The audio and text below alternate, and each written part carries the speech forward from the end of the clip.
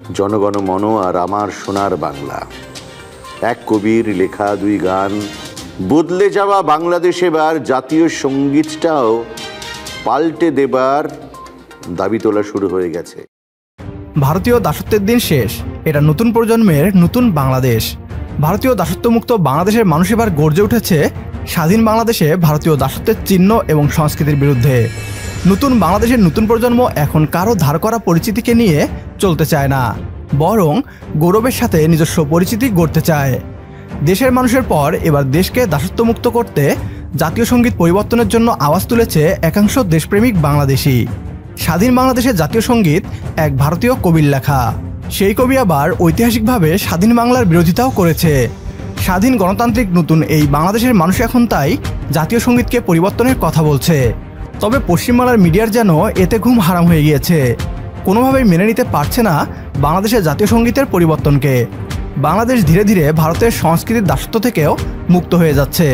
তা দেখে তাদের বুকের ভেতরটা যেন জ্বলে পুড়ে যাচ্ছে। কেন পশ্চিমবাংলার মিডিয়া বাংলাদেশের জাতীয় সঙ্গীতের পরিবর্তন নিয়ে এত নাক গলাচ্ছে? কি বলছে পশ্চিমবাংলার মিডিয়া, আসুন তা দেখি।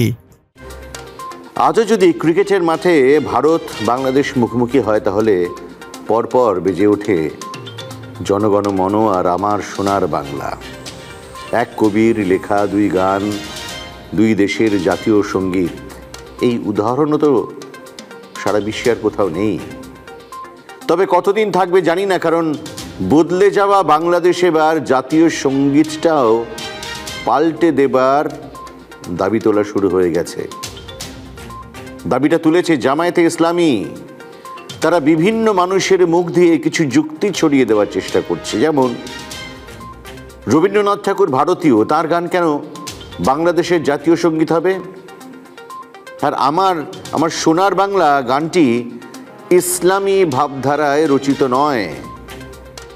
আমার সোনার বাংলা বঙ্গভঙ্গের বিরুদ্ধে প্রতিবাদ জানিয়ে লেখা হয়েছিল।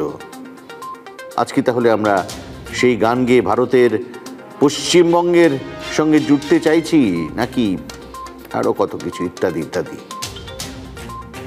আর অদ্ভুত ব্যাপার হলো, এই নিয়ে ওদেশের ওপর মহল সবাই চুপ। বাংলাদেশের তদারকি সরকারের প্রধান মোহাম্মদ ইউনূস, বিএনপি, এমনকি বৈষম্য বিরোধী ছাত্র আন্দোলনের নেতারা সবাই যেন বোবা হয়ে গেছে।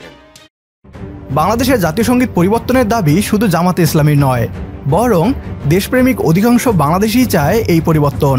তবে পশ্চিমবাংলার মিডিয়ার হাবভাব দেখে মনে হচ্ছে ভারতের জাতীয় সঙ্গীত পরিবর্তন করে ফেলার কথা বলছে বাংলাদেশ। তাদের ভেতর বাংলাদেশের জাতীয় সঙ্গীত পরিবর্তন করাকে নিয়ে হতাশার ছাপ স্পষ্ট দেখা যাচ্ছে। রবীন্দ্রনাথ ঠাকুর ভারতীয় এবং তাকে সমগ্র বিশ্ব ভারতের নোবেলজয়ী কবি হিসাবেই গণ্য করে। ভারতীয়রা কি স্বাধীন বাংলাদেশের কোনো কবির লেখা গানকে জাতীয় সঙ্গীত হিসেবে মেনে নিবে? যদি ভারতীয়রা মেনে না নেয়, তাহলে কেন বাংলাদেশিদের জাতীয় সঙ্গীত পরিবর্তনের আন্দোলনকে কট্টরপন্থী বলে সমালোচনা করছে তারা? রবীন্দ্রনাথ ঠাকুরের আমার সোনার বাংলা এই গানটির পরিবর্তনের কোনো দরকার নেই, যদি পশ্চিমবাংলা এবং ত্রিপুরা বাংলাদেশের অংশ হয়ে যায়। রবীন্দ্রনাথ ঠাকুর তার জীবন থাকা অবস্থায় কোনোদিন চায়নি বাংলা বিভক্ত হয়ে যাক।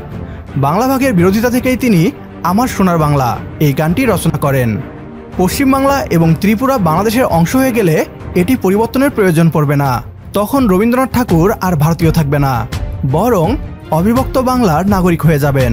সেই সাথে পূর্ণতা পাবে তার এই গানটি।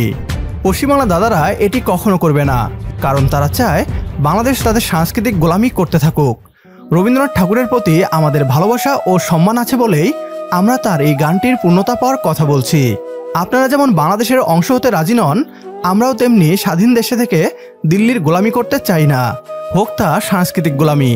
বাংলাদেশের জাতীয় সঙ্গীত কি হবে তা আমরা বাংলাদেশিরাই ঠিক করব, দিল্লি কিংবা কলকাতার ভারতীয়রা নয়।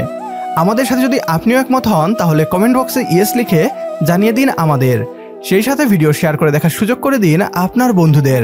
আপনার একটি শেয়ারে হয়তো অনেকেই জানবে ভারতীয় আগ্রাসন আর আমাদের যথাযথ জবাব সম্পর্কে। পরবর্তী ভিডিও দেখার আমন্ত্রণ জানিয়ে বিদায় নিচ্ছি আজ। আল্লাহ হাফেজ।